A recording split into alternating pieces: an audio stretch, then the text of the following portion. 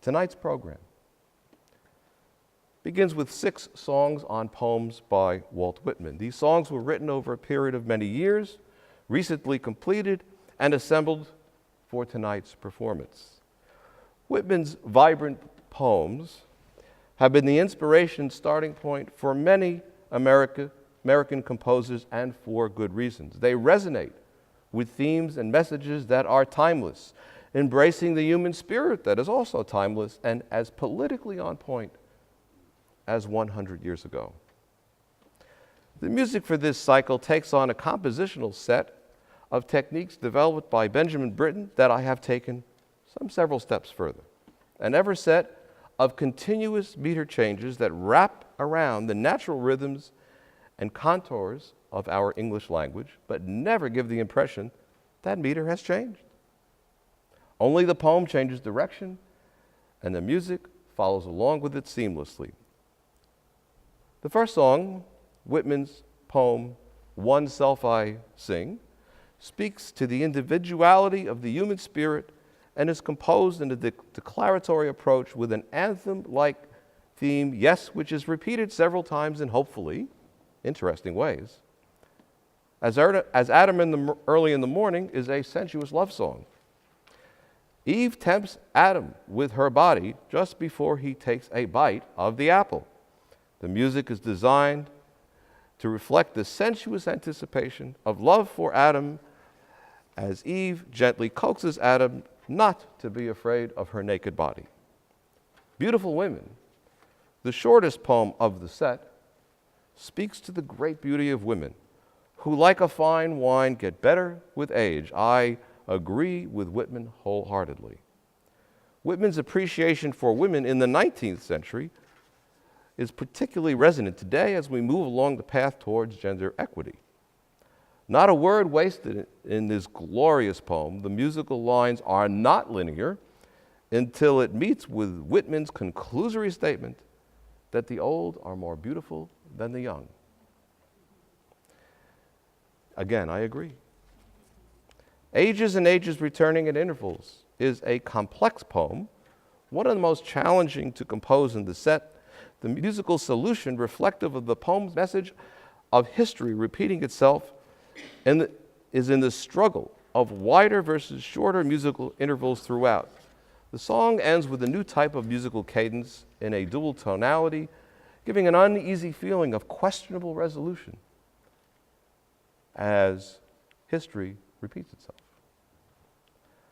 Whitman was very moved by the ravages of the Civil War, and no poem of his more poignantly sets forth the senselessness of human conflict than Look Down, Fair Moon.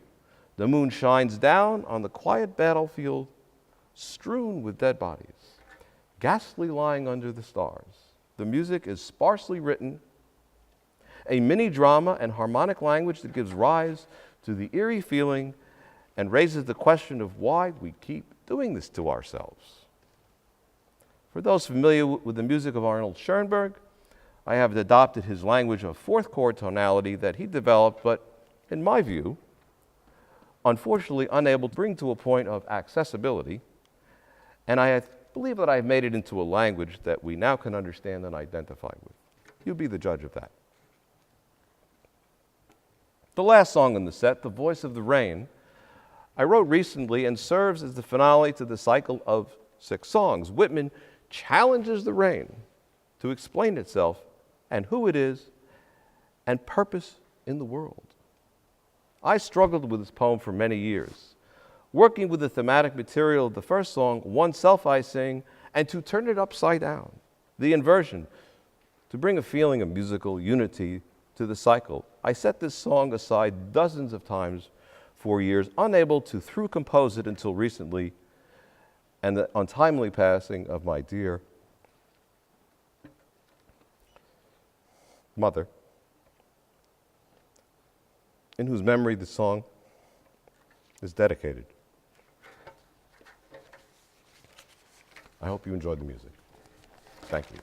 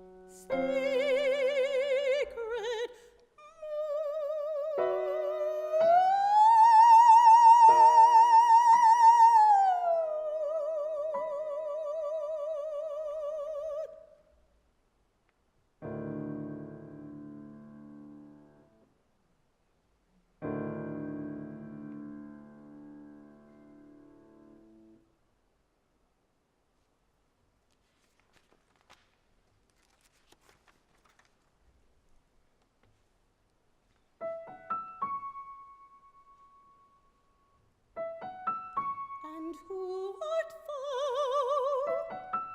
Said I to the soft falling shower.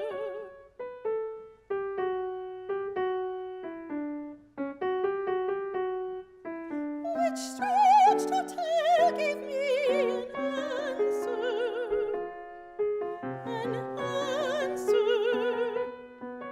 Which strange to tell gave me an answer.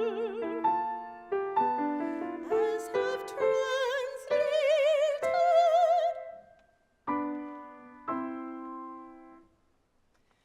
I am the poem of earth.